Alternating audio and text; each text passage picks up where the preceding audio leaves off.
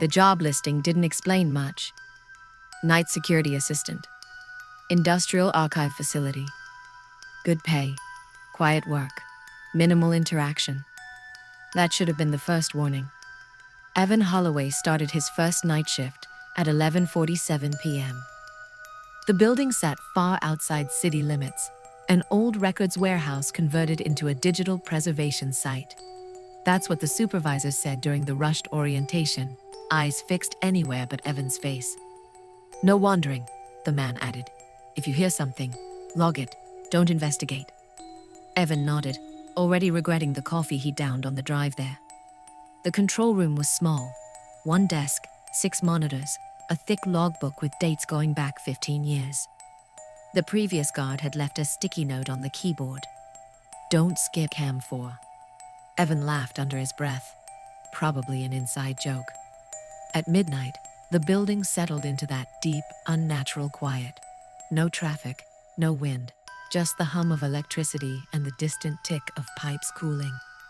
Then Cam 4 flickered. Cam 4 showed hallway C. Empty, long, poorly lit. Evan leaned closer. The flicker wasn't static.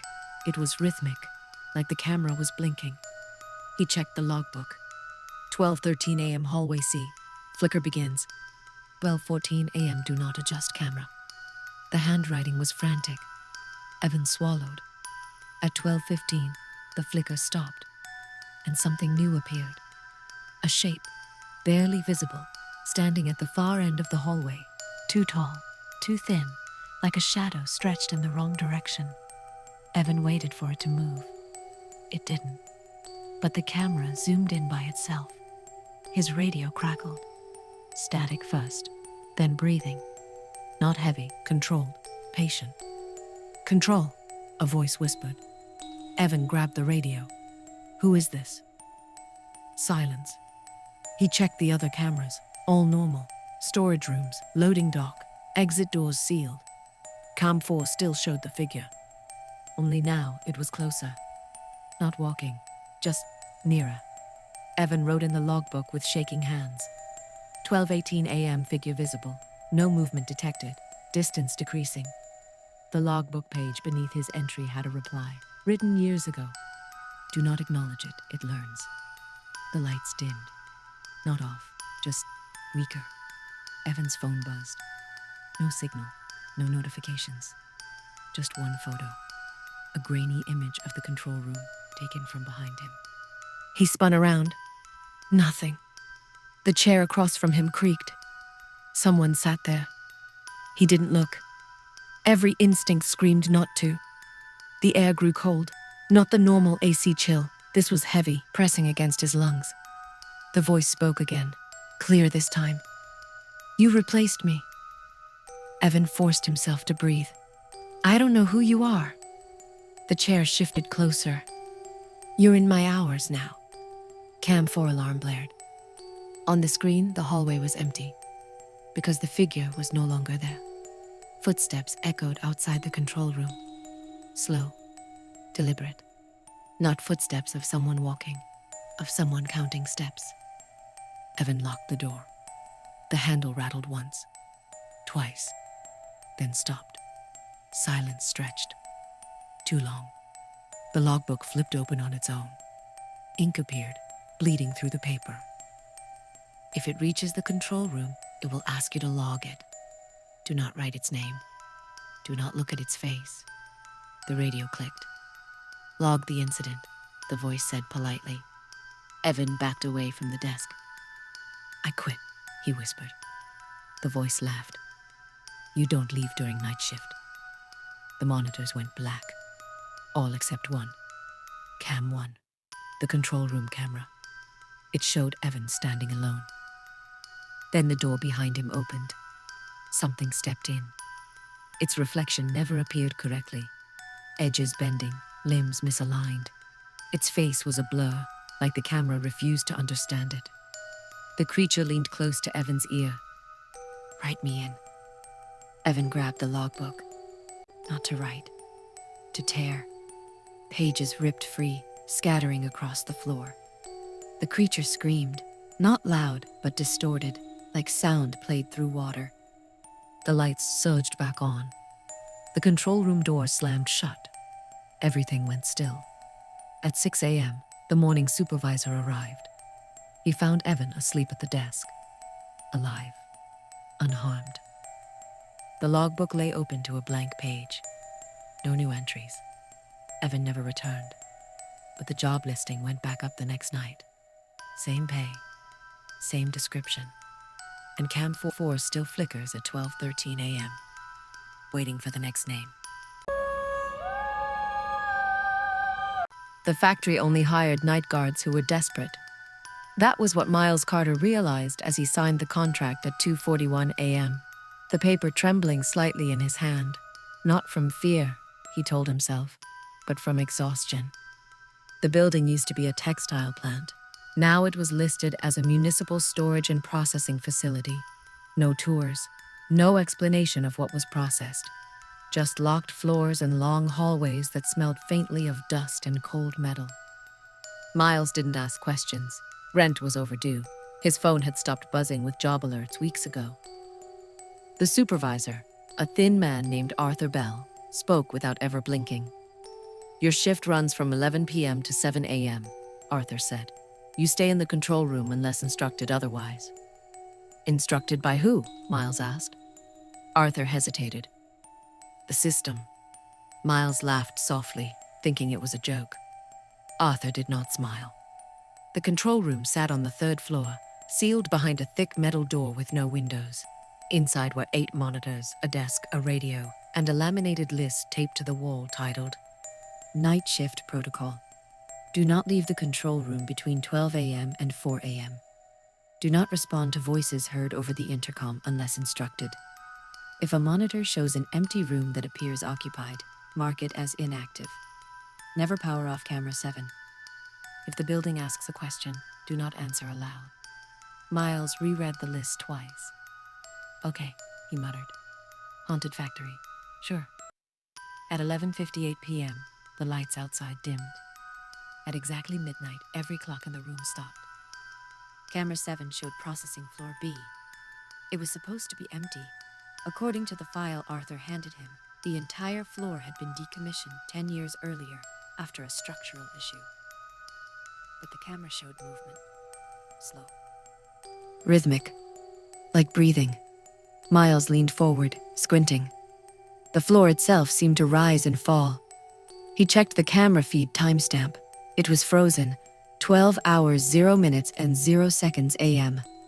Yet the image was moving. His radio crackled. Static, then a soft mechanical chime. "Night Guard Miles Carter," a voice said. Not male, not female, too even. "Please confirm presence." Miles froze. Protocol rule number 2 echoed in his mind. "Do not respond." The voice waited, then repeated, "Please confirm presence." The monitors flickered. On camera 3, a hallway light turned on. Then another, leading toward the control room. Miles grabbed the logbook, flipping through past entries. Most were short. No issues. All clear. Quiet shift. Then the handwriting changed. January 14th, 1:22 a.m. Heard footsteps on floor B, logged as inactive. January 14th, 1:36 a.m. The building asked my name. I did not answer. The next page was torn out. Miles swallowed hard. Camera 7 zoomed in by itself. The floor wasn't breathing. It was covered. Shapes, human-sized, pressed upward from beneath the concrete, as if something underneath was trying to remember what standing felt like. Miles felt his mouth go dry. The radio chimed again.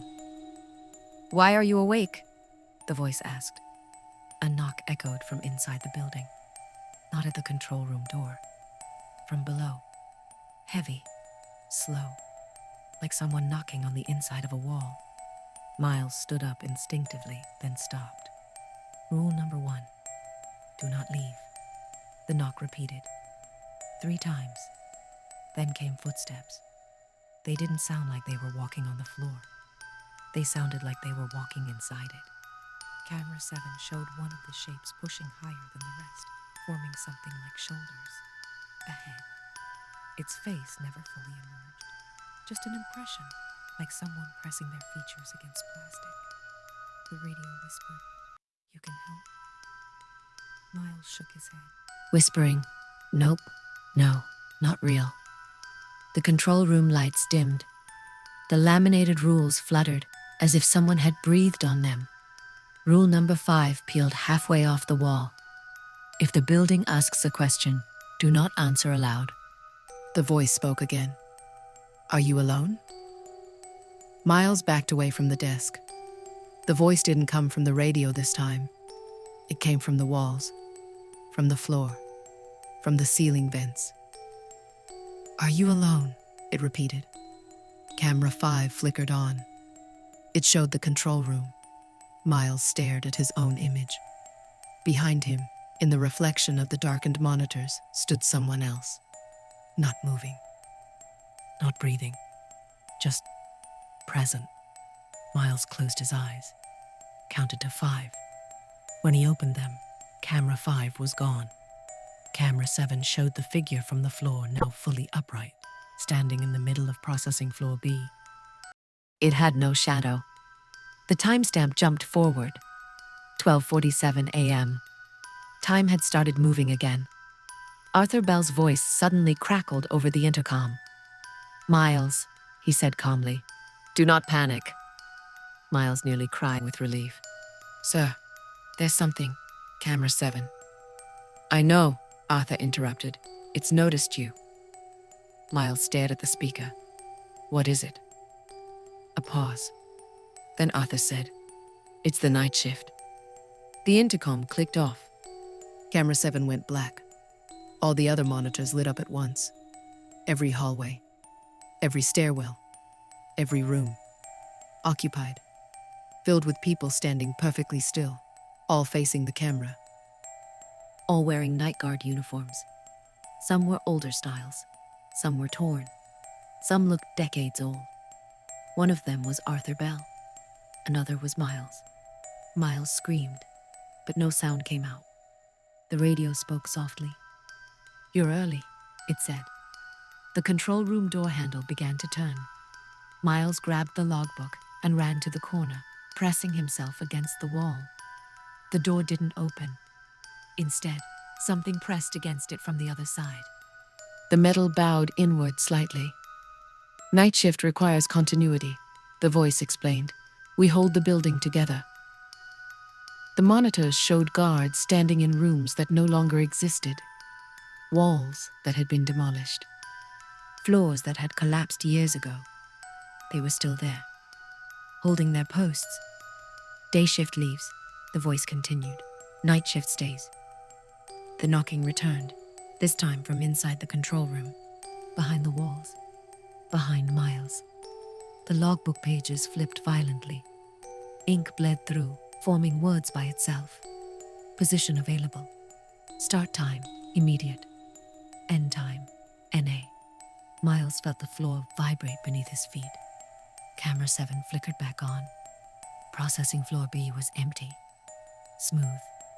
Still. As if nothing had ever been there. The voice softened. "You can rest once you're logged." The pen rolled toward Miles on its own. He kicked it away. "No," he whispered. The lights went out completely. In the darkness, hands brushed past him, cold, weightless, countless. All reaching, all tired, all whispering the same thing. "Stay." At 6:59 a.m., the lights snapped back on. Miles lay on the floor, gasping. The control room was empty. Normal. Quiet. The monitors showed vacant hallways. Sunlight crept through the building's high windows. The door opened. A woman in a city uniform stepped in. Dana Whitlock, according to her badge. "Morning," she said cheerfully. "You the night guard?" Miles nodded weakly. "I quit." Dana smiled politely. "You can't quit mid-shift." "My shift is over," Miles said. "I survived it." Dana checked her clipboard.